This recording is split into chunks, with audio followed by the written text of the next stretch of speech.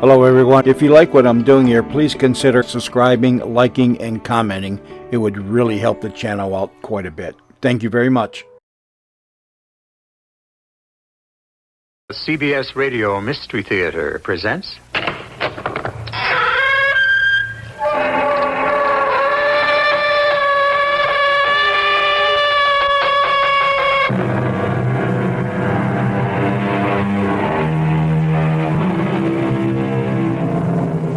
Come in. Welcome. I'm E.G. Marshall. I remember when I was in high school, I studied a poem which struck terror to my heart. I still recall the opening lines, which went, I fled him down the nights and down the days. I fled him down the arches of the years. I fled him down the labyrinthine ways of my own mind. Some of you will recognize the author as Francis Thompson and the poem as the Hound of Heaven. And it's still terrifying. But think how much more fearful it would be if the hound you were fleeing from was a hound of hell. Good Lord!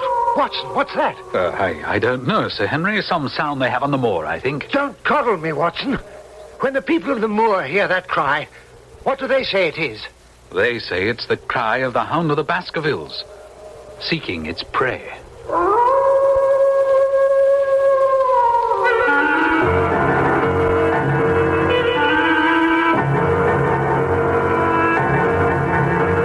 Our mystery drama, The Hound of the Baskervilles, was especially adapted from the Sherlock Holmes classic for the Mystery Theater by Murray Burnett and stars Kevin McCarthy. It is sponsored in part by General Electric Citizen Band Radios and Buick Motor Division. I'll be back shortly with Act One. It is a magic moment. You are at your Buick dealer's about to drive home in your brand new Buick LeSabre. It's lean and trim, classic lines. It looks quite unlike any full-size Buick you can remember. You get in. A heady new car smell surrounds you. Your LeSabre feels the way it looks, tight. You turn the wheel a little. No wasted motion in this car. Big brushed metallic gauges look back at you. That V6 engine is doing great. You rub your hand on the seat. 6 people could be really comfortable in here. You swing into your driveway. Your wife, the kids, the dog, everyone but the parakeet descends in the car and gets in. Off you go to nowhere in particular. Life and your new LeSabre are great. Maybe the dog shouldn't sit on the seats.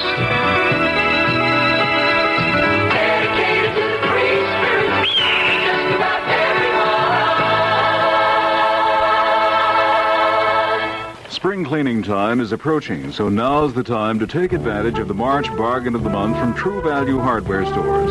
It's the Quaker 4-shelf extra heavy-duty shelving unit. It's handy in the workshop, the laundry room, the garage, anywhere that could use a little organization. And this month it's just $9.99 at True Value hardware stores. The W-shaped posts are stronger than the standard X-angle iron posts, and the new V-shaped sway braces at the sides and back add extra strength. So you can securely store tools, paint, laundry soaps, or just about anything on one of the 4 adjustable shelves. The whole unit is 30 inches wide, almost 5 feet high, and extra deep, 16 inches. Get the Quaker 4-shelf unit for just $9.99. It's the March bargain of the month while supplies last at participating True Value hardware stores. True Value Hardware, it's more than just a name. It's a way of doing business that means True Value.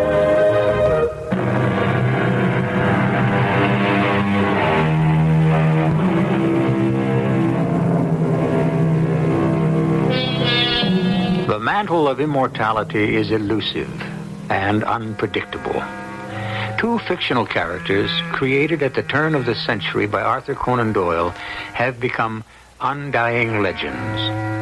So strong is the public belief in their existence that the City of London recently granted the owner of the premises at 221B Baker Street the right to change the number of that address permanently in order to avoid the hordes of tourists flocking to see the actual living quarters of Sherlock Holmes and his colleague, Dr. Watson. Our story today starts in those very rooms in the year 1902. My training as a medical man made me an early riser. Sherlock Holmes wasn't. On this morning, my friend was at the breakfast table while I was intently examining a cane that had been left behind by a visitor who had missed us last night. Well, Watson, what do you make of it? You've been looking at the cane for some time. Since we've been so unfortunate as to miss the owner and have no notion of his errand, this accidental souvenir carries some importance. Let me hear you construct the man by an examination of it. Well, very well, Holmes. Really, it's child's play to read that the man's name is James Mortimer, that he's a physician.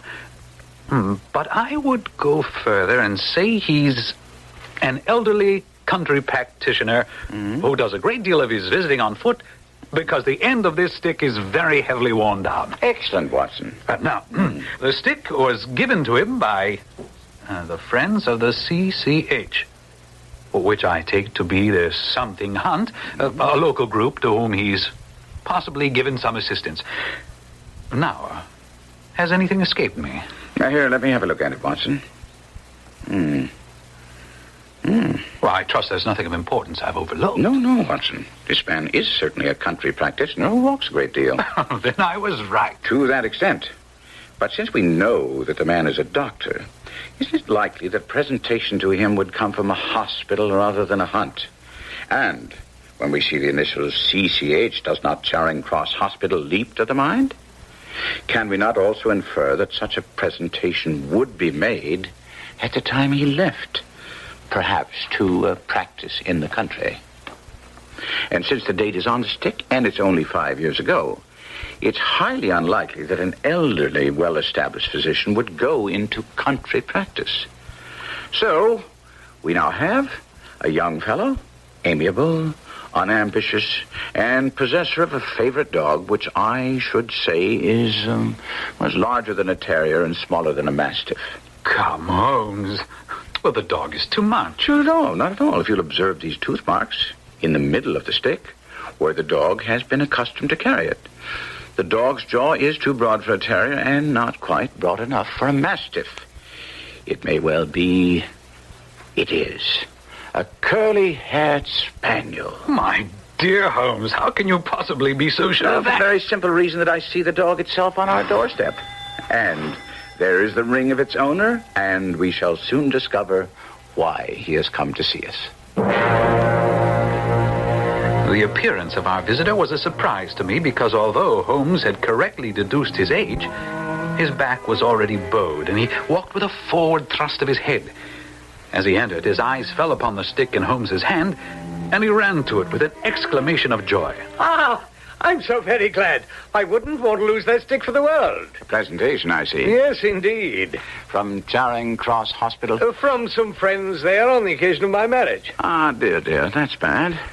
I beg your pardon. Why was that bad? Well, only that you've disarranged our little deductions. We had surmised that you left the hospital. Oh, and so I did. Immediately upon my marriage. Ah. It was necessary to make a home for my wife. Well, we weren't so far wrong after all. Now, Dr. Mortimer, I think it wise if you'll tell me what the exact nature of the problem is in which you ask my assistance.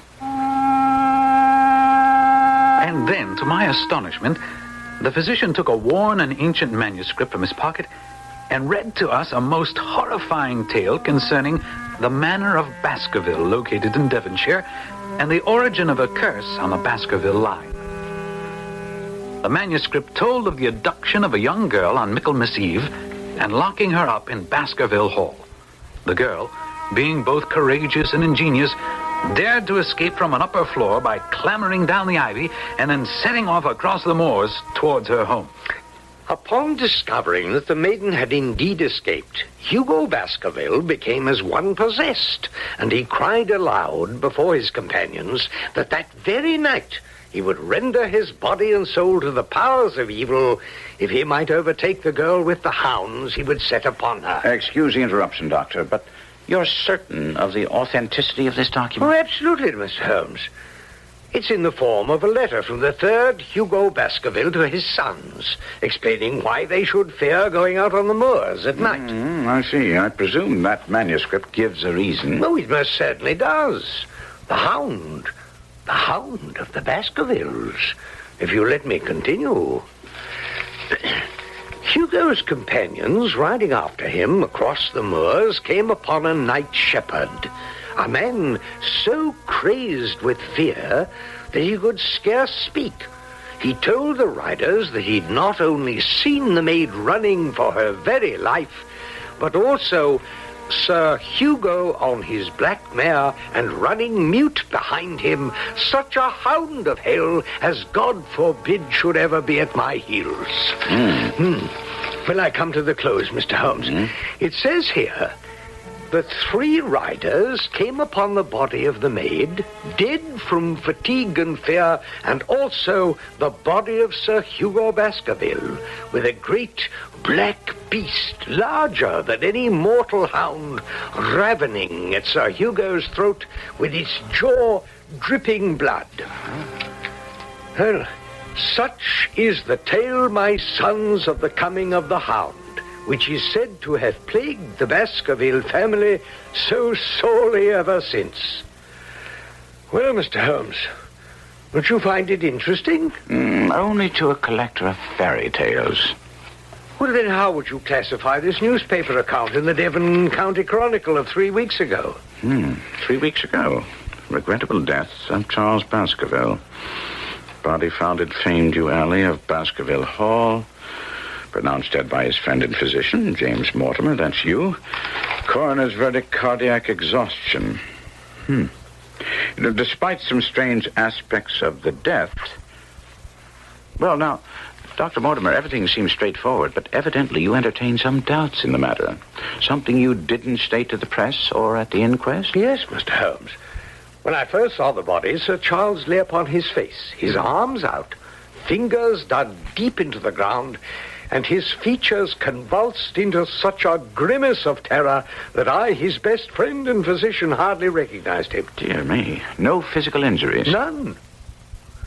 But although Harrison, the caretaker who found the body, said he saw no traces at all upon the ground, I did, Mr. Holmes, I did. Footprints? Footprints? A man's or a woman's? Neither. They were the tracks of a gigantic hound. And your reason for withholding this information at the inquest? Because the people of the countryside do not share your opinion about the curse hanging over the Baskerville family.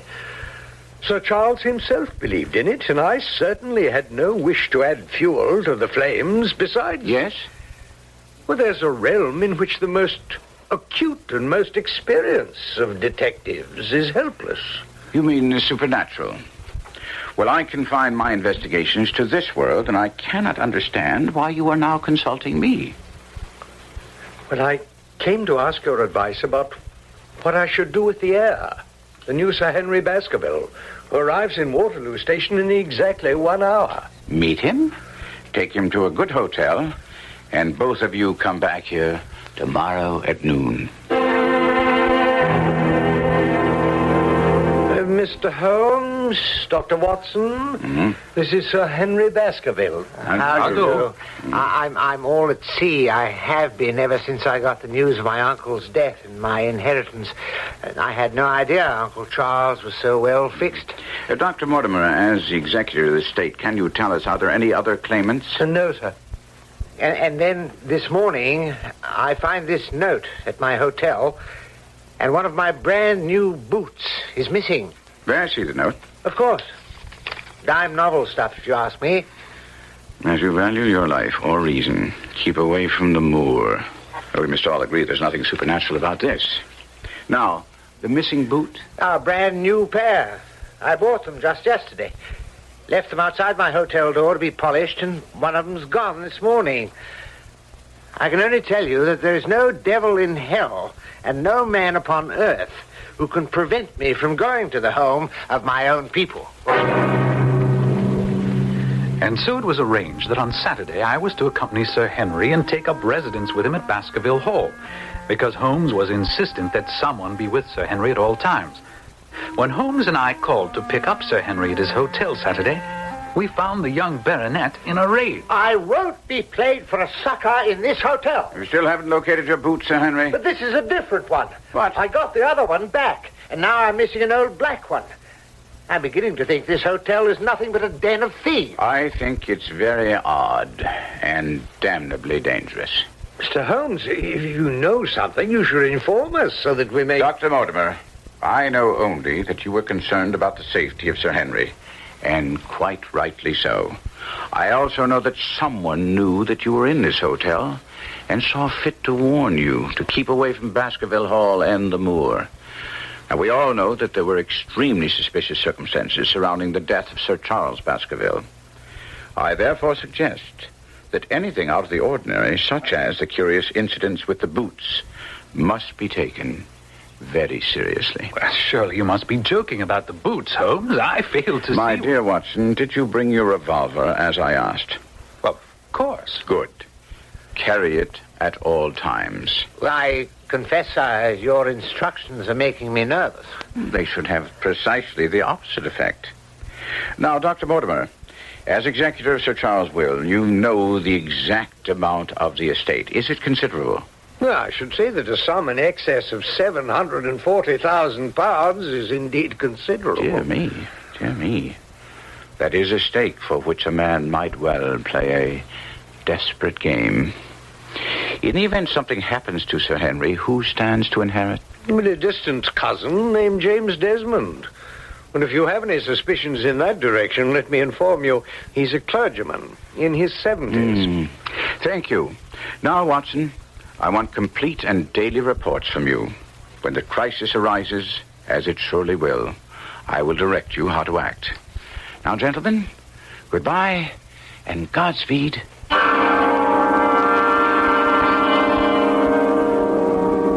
Ever since I was old enough to read, I have delighted in the adventures of Sherlock Holmes and his bumbling but lovable colleague, Dr. Watson. The game is afoot, and we'll be back shortly with Act 2. This is how it goes, Sal. Articulate as I am about other matters, like most people, I don't know about CB radio, so for everyone, I question General Electric. Their answers manifest indisputable evidence that GE is expert in CB. Listen to the words of John Casey, GE CB product planner. John has GECB, any features I won't find on every brand. You bet, Howard. Many units have an antenna warning indicator that tells if you're transmitting enough power. Several linebackers of my acquaintance could use that. It also tells if your antenna's hooked up properly, and then there's our channel priority feature that monitors any channel you select, and our switchable automatic noise limiter. Some might say I'd benefit from that. But seriously, John, that's some list. Special features, another reason to buy GECB. This is how it goes, Sal, saying GE. That's more than you can say about any other CB. If a new car is looking real nice, but you're worried about the price, Dodge knows how to give you a nudge. Yeah, Dodge is talking your language. Talking price about a new car, but those other guys aren't even talking in your price league? See your Chicagoland Dodge dealer. He's talking your language with the unbelievable Dodge Aspen. It's priced $373 less than Mercury Monarch, $302 less than Ford Granada. Based on sticker prices for comparably equipped two-door models, Aspen's hundreds of dollars less. So if our new Aspen's looking real nice, but you're worried about the price, your Chicagoland Dodge dealer knows how to give you a nudge. Dodge is talking your language. Dodge is talking your language. One of the Chicagoland Dodge dealers is North Central Motors, 424 East Lincoln Highway in DeKalb.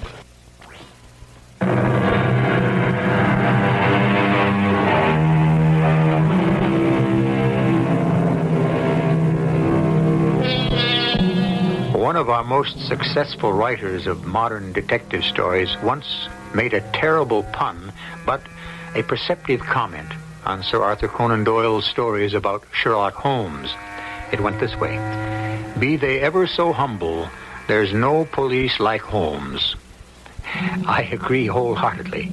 And now we have the pleasure of rejoining Dr. Watson, Sir Henry Baskerville, and Dr. James Mortimer in the wagonette, carrying them and their luggage across the moors on the way to Baskerville Hall. Hello, look at that, Sir Henry and Watson. I believe it's a mounted soldier with a rifle. Pull up, driver! Pull up! Not to worry, sir. He's on the watch for a convict escaped from Princeton. The farmers here don't like it. He's a man that will stop at nothing. It's Selden, the Notting Hill murderer. I gave an involuntary shudder. It was a case Holmes had taken an interest in because of the ferocity of the man, Selden, who escaped the death penalty only because his atrocious conduct had led to doubts about his sanity. As I shivered, the wagon swept onto a long driveway where stood a huge building with mullioned windows. Standing in front of the large, heavy door was an angular woman with deep-set eyes which blazed with fanatic fire. Welcome to Baskerville Hall, Sir Henry. I'm Mrs. Harrison, the caretaker's wife. My husband will be here shortly. He joins with me in wishing you a long, happy life and in begging you to avoid the moor, particularly in those hours of darkness when the powers of evil are exalted. The very next morning, I set out to explore the moor by daylight. As I walked along a gray and lonely road, wishing that Holmes were here to help me, my thoughts were interrupted by a man calling my name. Dr. Watson! Dr. Watson! Yes, sir? I'm Stapleton. I just live down the moor at Merripit House. Most of the folks around here call me an eccentric because of my hobby. I'm a naturalist. I can see that from your net and box. But how do you know me? Oh, no mystery about that. You passed Dr. Mortimer's house a short way back. He pointed you out to me as you passed. As our road lay the same way, I thought I'd overtake you and introduce myself. How is Sir Henry? None the worse for his journey, I trust? Well, he's very well, thank you. Not afraid of living down here after the sad death of Sir Charles? That is of some concern to you, sir. Well, it means a great deal to the countryside to have a wealthy man such as Sir Henry with us. Well, I'm glad to hear he has no superstitious fears of the fiend dog, which is supposed to haunt the family. I don't believe he has. How do you stand on the matter? I'm a scientist. But it's extraordinary how credulous the farmers are. Any number of them are ready to swear they've seen such a creature on the moor. And you haven't? Of course not. Although I have no doubt the story led to Sir Charles's tragic end. Indeed. Why do you think that? Well, Sir Charles had a vivid imagination and a diseased heart. His nerves were so on edge that the appearance of any dog at all at night near the Yew Alley might well have triggered a fatal heart attack. Do you agree? Well, I've come to no conclusions. Quite so. Well, if you care to come along with me to Merripit House, I'll introduce you to my sister. Well, that's very kind of you. Tell me what you think of the moor. Well, this morning's my first venture on it. But that large plain to the north looks like a fine place for a gallop on a horse. That thought has already cost several lives, Dr. Watson. What? That seems hard to believe. You see those bright green spots scattered thickly over it? Yes. Yes, they seem more fertile than the rest. Well, you might say that. But in reality, that's the great Grimpen Mire. One false step for man or beast, and you die slowly and agonizingly in the quicksand. An awful place, Doctor. And yet, I find my way to the very heart of it safely. Why would you want to go to such a place? That's where the rarest plants and butterflies are. And I have the wit to reach them. Good Lord, what was that? The natives say it's the Hound of the Baskervilles calling for its prey. Well, you don't believe that, do you? Perhaps it's the mud settling in the bog. Excuse me, but unless I'm mistaken, there's a purple hair streak. Very rare. I'll join you at Merripit House. You can't miss it. Stapleton was off with amazing speed and agility. To my dismay, the creature fluttered straight for the great mire. But Stapleton never paused for a moment. I stood watching him and then turned to find a woman near me upon the path. Slim, elegant, with a sensitive mouth and dark, eager eyes. Go back. Go straight back to London. Instantly. What? Why? I mean, why should I go back? I cannot explain, but do what I ask. Go back and never set foot on this moor again. But I have just only come. Can't you tell when a warning is for your own good? Get away from this place immediately. But, ma'am, My brother's coming back. Don't say a word. Shh. Hello, Beryl. Well, Jack, you're very warm and out of breath, I see. What was it this time? Purple hair streak. Seldom found in the late autumn. Pity I missed him. You've introduced yourselves, I see. Oh, yes, I was telling Sir Henry that it was rather late for him to see the true beauties of the moor. You think he's Sir Henry Baskerville? Of course. Oh, no, ma'am. I'm only a humble commoner. My name is Dr. Watson. We've been talking at cross purposes. Well, you've not had very much time for talk. Well, I merely mean that I talked as if Dr. Watson were a resident instead of a visitor.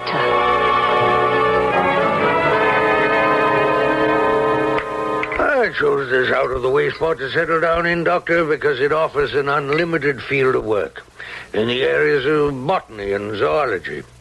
Dr. Mortimer is a learned man, and Sir Charles was also an admirable companion. We knew him well and missed him. Of course, we miss our boys, too, don't we, Beryl? Most certainly. Your boys? Yes, I had a school in the North Country. However, serious epidemic broke out and 3 of the boys died. School never recovered from the blow. Well, I feel I should be getting back to the hall. Well, as you wish. Do you think we'd be intruding if Beryl and I were to call this afternoon and make the acquaintance of Sir Henry? I'm sure Sir Henry would be delighted. I set off rapidly upon the same path by which we'd come.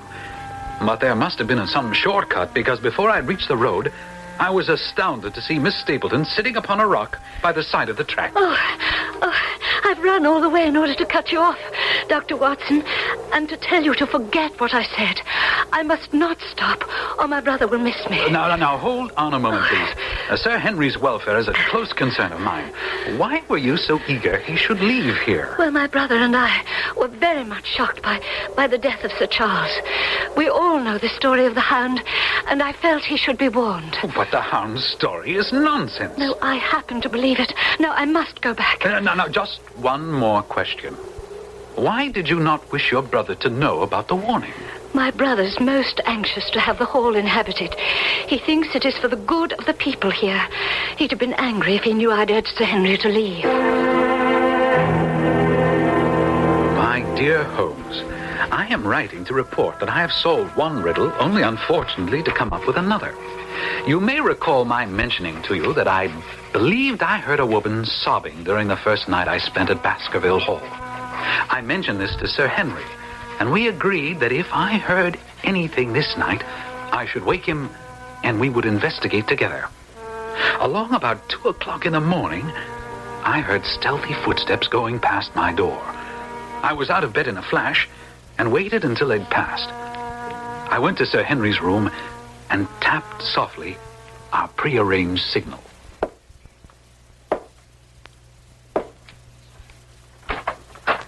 Yes? You heard something, Watson? Footsteps. No sobbing? No. The footsteps passed my door and went down the corridor. I see that it turns left. Where does it end? At a window overlooking the moors. The steps went in that direction. Softly now. What? Why, it's Mrs. Harrison. What in the world is she doing? She's holding a candle against the window and peering out. Her face is pressed almost against the glass. And crying bitterly. Come on, Watson. We'll get to the bottom of this. All right, Mrs. Harrison. Tell us what you're doing up here. Oh, Sir Henry, I was just going round to see that the windows were fastened. On the second floor? Oh, yes, sir. Yes, sir. I check all the windows at night. And that makes you cry? Well, I was doing no harm, sir. I was just holding a candle to the window. She must have been signaling someone. Oh, no, sir. There it is, Sir Henry. An answering signal from the moor. No, sir, it's nothing. It's nothing at all, sir. Move that candle across the window, Watson. That's it. There. Mrs. Harrison. You see, the other light moves also. Now, speak up. What is the meaning of all this? Oh, please believe me, Sir Henry. It has nothing to do with you. It's a personal matter. So you say. I know your family has been employed by mine for more than 50 years, but I'm not in Baskerville Hall a week before I find you deep in some dark plot against me. Oh, no, sir, not against you, not you. You see, sir, my unhappy brother is starving on the moor. I cannot let him perish on my very doorstep.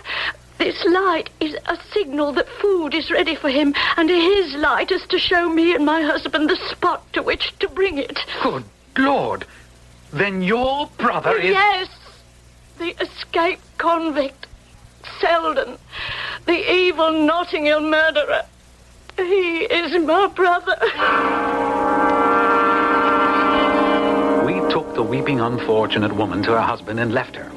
Sir Henry insisted on accompanying me on the moor to assist me in capturing this dangerous criminal. I had my revolver and Sir Henry a hunting crop. The moor was pitch black, but we easily picked out the pinpoint of light where the fellow was waiting. Mind the footing, Sir Henry. Yes. A pity we can't show a light. I think we should bear more to the right. There's his light.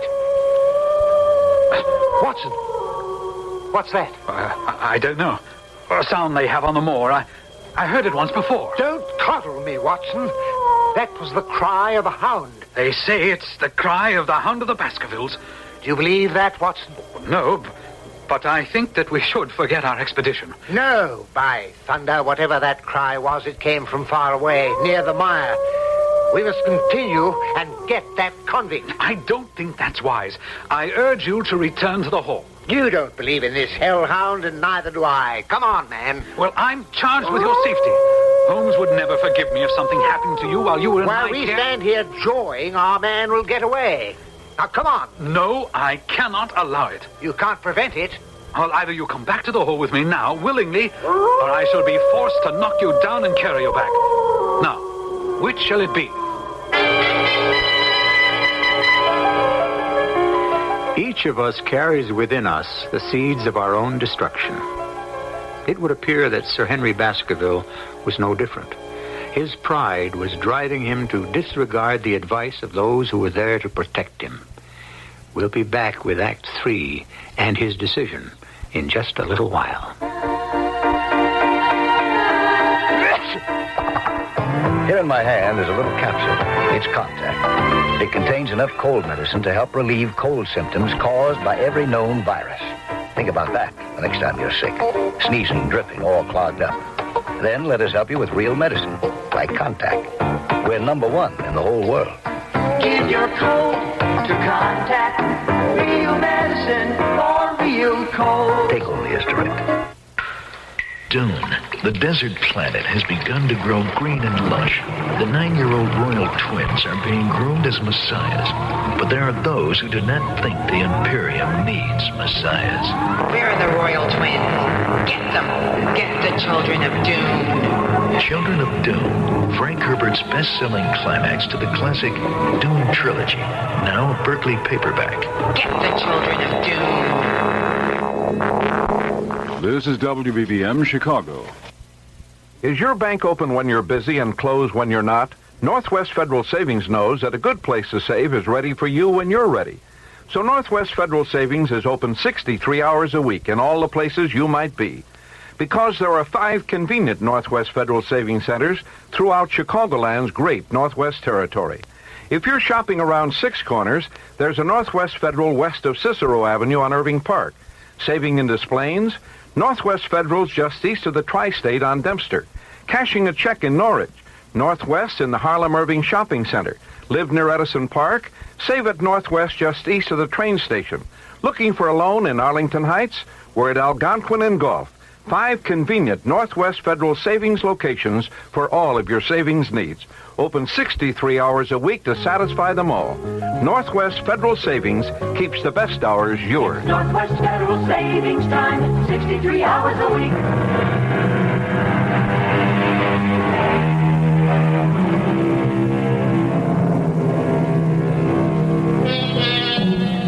People have varying thresholds of fear. For example, I have no particular fear of heights, but a friend of mine hugs the wall if he finds himself on a terrace more than 3 floors up. As for me, I shudder at the thought of being hunted down by a pack of dogs, whereas an experienced woodsman might not find that so terrifying. However, I think even an experienced hunter might well find the baying of a fiend dog, a hound from hell, a soul-shattering experience. There it is again, Sir Henry. I don't know what it is, but you're walking back to the safety of the hall with me, or I shall knock you down and carry you. And allow this murderous convict to escape. And that, my dear Holmes, you must acknowledge, solves one mystery. The other, I frankly don't understand. It seems Sir Henry is much taken with Beryl Stapleton, who is indeed handsome. She talks of nothing but his leaving Baskerville Hall, and he suspects her brother, Stapleton, of being subject to fits of insanity. I repeat to you what he told me of yesterday's conversation. Please, Sir Henry, why won't you listen to one who means you well and leave this place? I will, if you come with me. We can be married anywhere you say. Oh, heaven save us both. I have no defense against your stupidity. This kind of behavior must come to a stop, sir. How dare you offer attentions to a lady which are obviously distasteful to her? Now, hold on a second, Stapleton. I'm not ashamed of how I feel about your sister. I was hoping she might honor me by becoming my wife. And if you can find anything dishonorable in that, then you can go to the devil. Oh, my sentiments exactly, sir. Come, Beryl. We're going home. You can imagine that Stapleton's conduct left both Sir Henry and I completely bewildered. And another thing, I'm sure there is another man on the moor. I swear I caught a glimpse of him when Sir Henry and I were out there searching for Selden, the convict. I ask you, Sir Henry, not to report what I told you to the police. The man is a public danger. My husband and I have made arrangements for him to go to South America.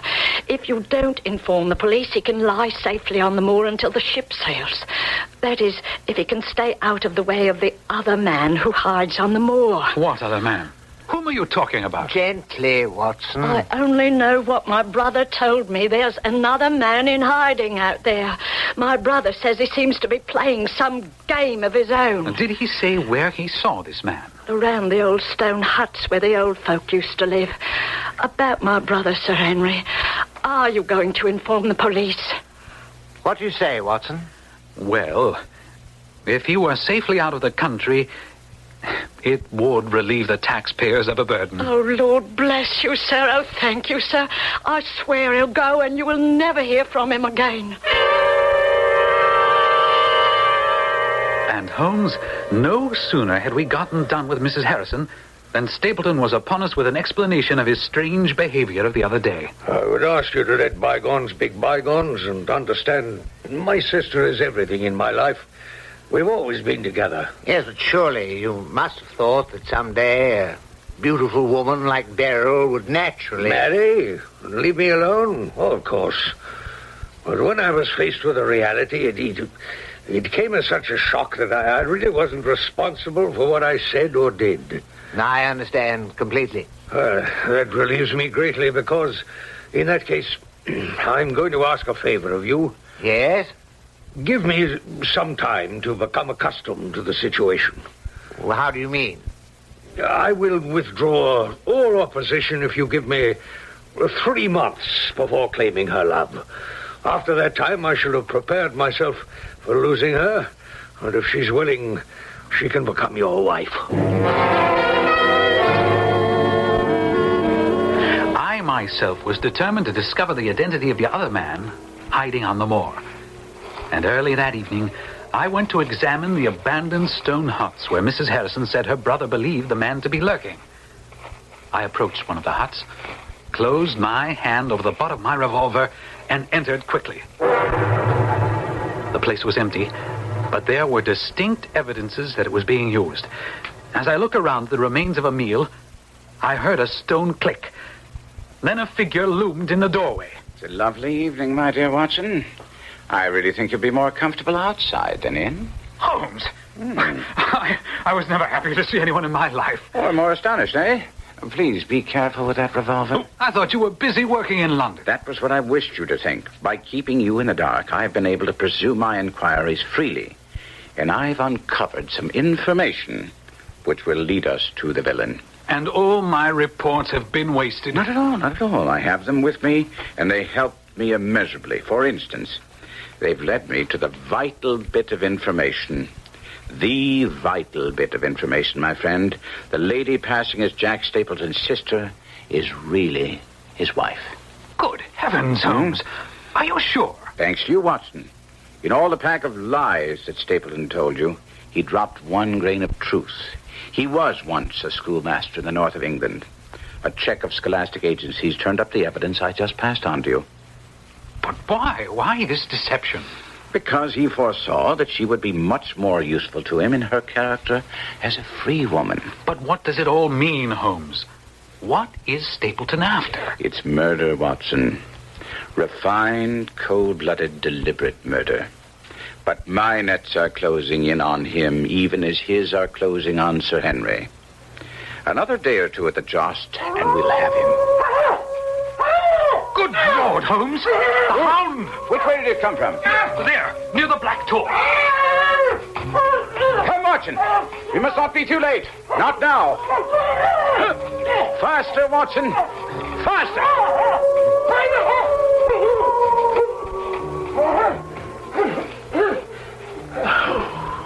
No. He's beaten us, Watson. We're too late. Fool that I was to hold my hand. And you, Watson, see what comes of abandoning your chart. Come on. Up there. Up there against the slope. Come on. Wait. It's Sir Henry. I recognize the tweed jacket. No. No, Watson, no. Oh, the man has a beard. It's not Sir Henry. It's Selden. It's Selden the convict, wearing Sir Henry's clothes, no doubt furnished him by his sister. Dr. Watson. Well, you're the last man I should have expected to see on the moor at this time of night. And what's this? Somebody hurt? Don't tell me it's Sir Henry. It's Selden, the escaped convict who appears to have fallen and broken his neck. What brings you onto the moor at this hour, sir? I heard a cry. You heard it too, I expect. Yes. You hear anything else beside a cry? No. Well, that's very comforting coming from Mr. Sherlock Holmes. Well, you seem to be very quick at identification, Mr. Stapleton. You also, Mr. Holmes. But now that you're on the scene, perhaps you've made some discoveries. No, only that this tragedy will make an unpleasant memory for me to take back to London tomorrow night. You return tomorrow?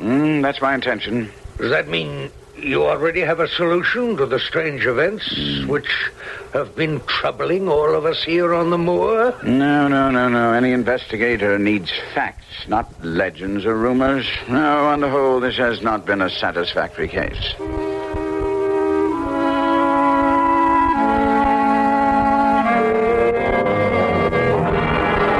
I couldn't believe that Holmes meant to leave the scene. And when I questioned him, he quickly set my mind at rest. He was laying a trap for that cunning Stapleton, and he needed also to have Sir Henry believe he wouldn't be on the scene. The following morning at breakfast... Good morning, gentlemen. I see you've already helped yourselves from the sideboard. I'm afraid I've made some rather heavy inroads on the bacon. It's exactly the way I like it. Tell me, tonight you dine with our friends, the Stapletons. Yes. I hope you and Watson will join me. I'm sure you'll be welcome. I'm sorry, but Watson and I must go to London. London? Oh, I hoped you and Watson were going to See me through this business. My dear fellow, what I'm going to say next will try your trust in me even more sorely. But I beg of you to do as I ask. What's that?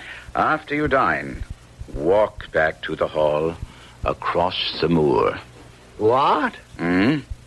Isn't that the very thing you told me never to do? I'm asking you to believe me when I say you'll be perfectly safe.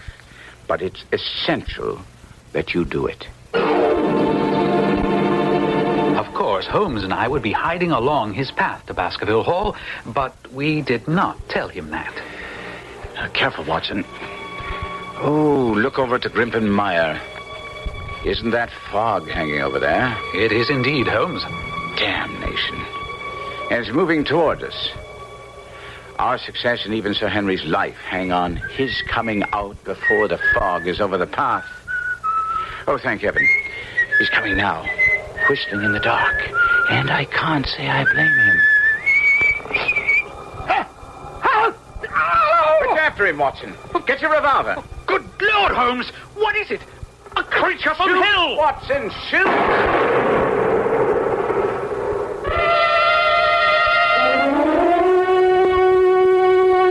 The creature that lay lifeless on the path as Holmes and I stood over it was part bloodhound, part mastiff, and large as a small lioness. Even in the stillness of death, the huge jaws seemed to be dripping with a bluish flame, and the eyes ringed with fire. A white-faced Sir Henry staggered back to us. What in heaven's name is that creature? The family ghost, and it's dead. Whatever it is. Yes, but the fire. Phosphorus. Look. Now my fingers seem on fire. Holmes, it's a cunning preparation because it has no odor. Thus it didn't interfere with the brute's power of scent. And now we must bring the man behind the brute to book. He's undoubtedly been warned by the shots that the game is up. And he's headed back to Merripit House and his wife. Wife? You mean his sister? And surely it isn't Stapleton, but... Sir Henry, I meant what I said. Beryl Stapleton is his wife. And his name isn't Stapleton, since he's your younger cousin. The black sheep who didn't die in Central America, as we'd been told. What? I can't believe it. It can't be. The door's open. I'll wager the bird has flown, but let's go in and see. There you are, Holmes. The villain's tied and gagged her. One moment, Beryl. Easy does it. Oh, Henry, I tried to warn you. You see what he did to me. There'll be time for explanations later, madame. But where is he? Where is he? Burning in hell, I hope. Dying slowly in the quicksand of the mire. Oh, he knows a path. You told me so. The path, yes. The path to his safe place in the center where he kept the great Hound. I helped place the guiding wands. But yesterday, I changed them. And in tonight's fog, he'll not notice. Stapleton's body was never found. Some days later, when Holmes and I were back in the Baker Street flat, I asked, there's one thing that still puzzles me. That business about the boots. What did Stapleton want with two different boots? Oh, the first boot he stole was brand new, and therefore useless to him because he needed a boot with Sir Henry's scent for the Hound. Amazing, Holmes. Elementary, my dear Watson.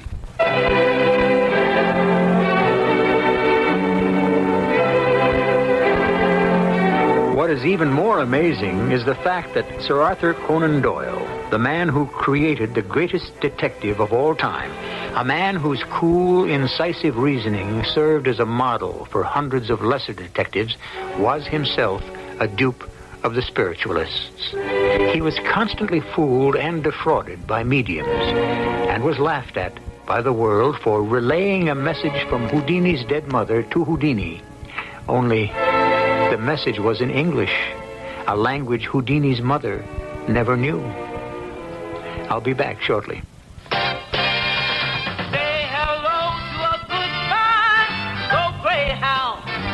Now you can go anywhere in America for only $50 or less. Anywhere by the most direct route for only $50. Greyhound's fantastic one-way bargain fare can take you coast to coast, border to border. Anywhere out of state Greyhound goes, you'll ride smooth and easy. And you can stop over free. And here's something else. You can also take a child under 12 along with you free. Greyhound's $50 fare is good for 60 days or until June 15th, whichever comes first. Greyhound's $50 fare. Tell them that's the ticket, Pearl. When you want to take a trip, honey, why fly? Greyhound will save you more. My, say hello to a goodbye. Go Greyhound. And use Bank AmeriCard or MasterCharge.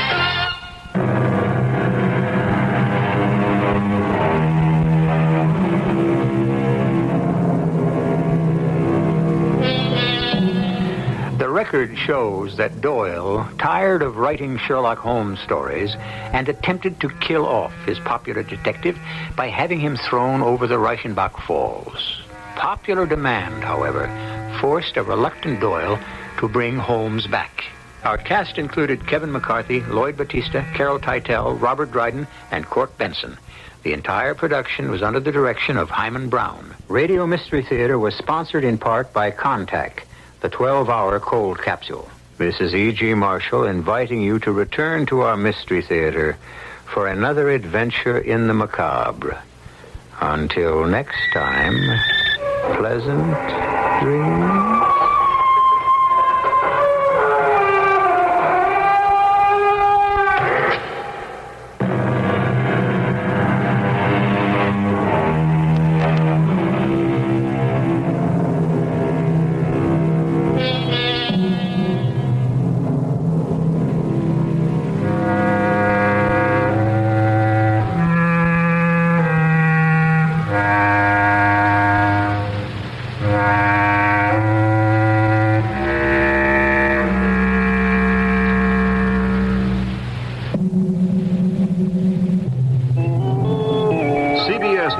The search continues for 9 men trapped inside a Pennsylvania coal mine.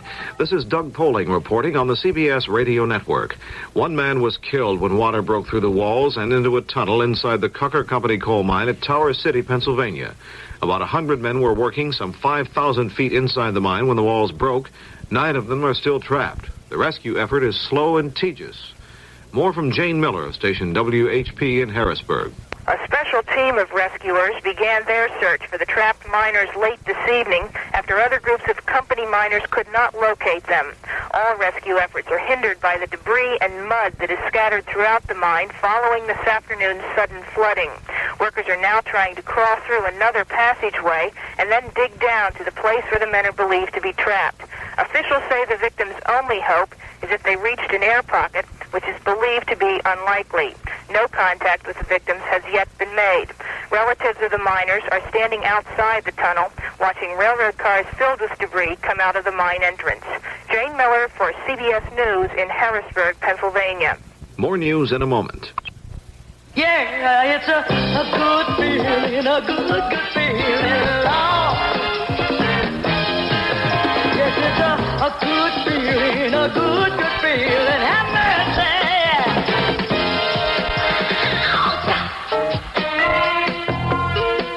Hi, this is Lola Falana. You know, the minimum wage is $2.30 an hour for most non-farm workers. If you're not being paid the minimum wage and you think you should be, then call the nearest wage and hour office today. This message has been brought to you as a public service by the U.S. Department of Labor and this station. Hey, 'cause it's a good feeling, a real good feeling, getting satisfaction every day. Yeah, it's a good feeling.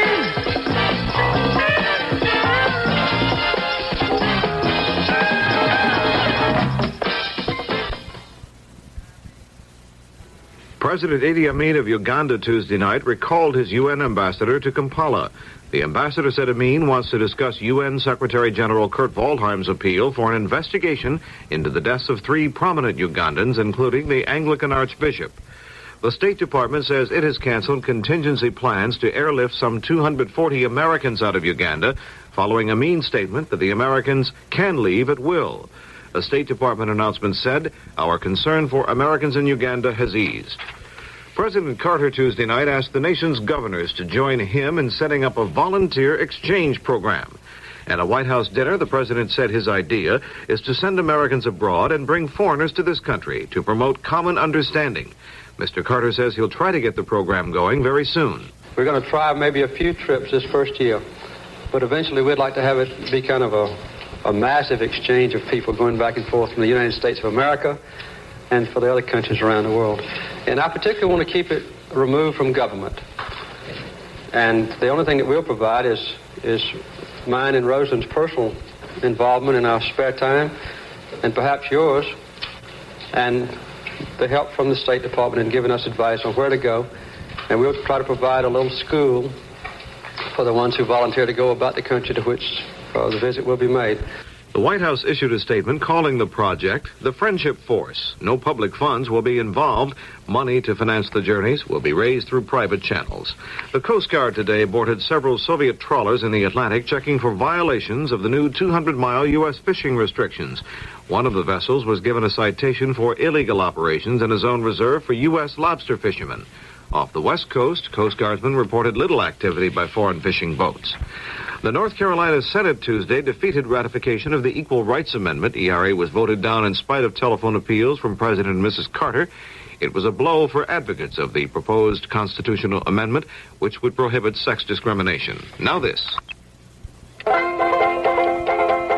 your pappy ever a soldier, Mr. Bones? Yes, Mr. Gamble. He was at the Battle of Bull Run. He was one of the ones who run.